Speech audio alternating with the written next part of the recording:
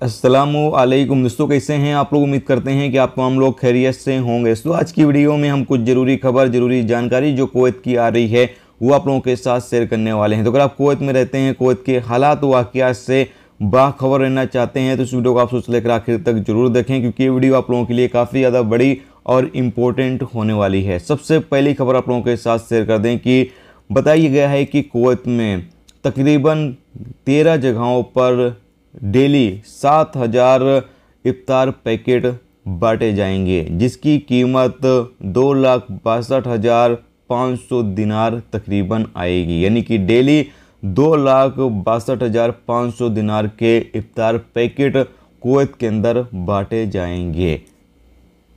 इसके अलावा अगली अपडेट यह है कि कुवैत के अहमदी गवर्नरेट में एक शराब की फैक्ट्री पर छापा मारा गया, जहां से 3 लोगों को गिरफ्तार किया गया है और यहां से बड़ी संख्या में शराब भी बरामद की गई है। ये 3 गैर मुल्की शराब बनाकर इसको बेच रहे थे। जैसे ही पुलिस को इस बारे में जानकारी मिली, पुलिस ने यहां पर छापा मारा और इन गैर मुल्कियों को गिरफ्तार कर लिया। जैसा कि आपको पता है कि अभी भी कुवैत के अंदर कई इलाके ऐसे हैं, कई लोग ऐसे हैं जो कि शराब की फैक्ट्री चलाते हैं और शराब बेचते हैं। जैसे ही टीमों को या यूनिवर्सिटी की टीमों को इस बारे में जानकारी मिलती है, तुरंत ही वहां पर छापा मारा जाता है और शराब को जब्त कर लिया जाता है और जो बंदे काम कर रहे होते हैं उनको भी गिरफ्तार किया जा रहा है। इसके साथ अगली अपडेट ये है कि कुवैत में पिछले 2 सालों में तकरीबन 150 लोगों को डिपोर्ट किया गया है जो कुवैत के अंदर भीख मांग रहे थे। इसमें ज़्यादातर औरतें शामिल हैं और अब की मर्तबा रमज़ान के दौरान बिल्कुल ही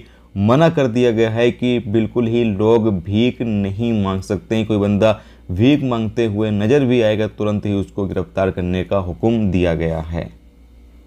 इसके अलावा अगली अपडेट यह है कि कुवैत में मिनिस्ट्री ऑफ एजुकेशन की तरफ से अपडेट जारी करके बताया गया है कि तकरीबन 1,815 टीचर को टर्मिनेट कर दिया गया है जॉब से। यानी कि इन गैर मुल्कियों को जॉब से निकाल दिया गया है, जो कि टीचर का काम कुवैत के अंदर रहकर कर रहे थे। इन लोगों को जॉब से टर्मिनेट कर दिया गया, हटा दिया गया है। जैसा कि आपको पता है कि कुवैत में लगातार कुवैतीजेशन चल रहा है और कुवैतीजेशन के तहत ही इन लोगों को अपनी जॉबों से हाथ धोना पड़ा है। अब जो इनकी जॉब है, इनकी जॉब की जगह पर कुवैती नागरिक जो हैं वो जॉब करेंगे। इसके साथ अगली अपडेट ये है कि कुवैत में रमज़ान को लेकर बताया ये जा रहा है कि 23 मार्च से रमज़ान स्टार्ट होगा, क्योंकि साबान का महीना बताया ये जा रहा है कि 30 दिन का रहेगा। तो इसलिए 23 मार्च से यानी कि रमज़ान शुरू हो जाएगा इंशाल्लाह।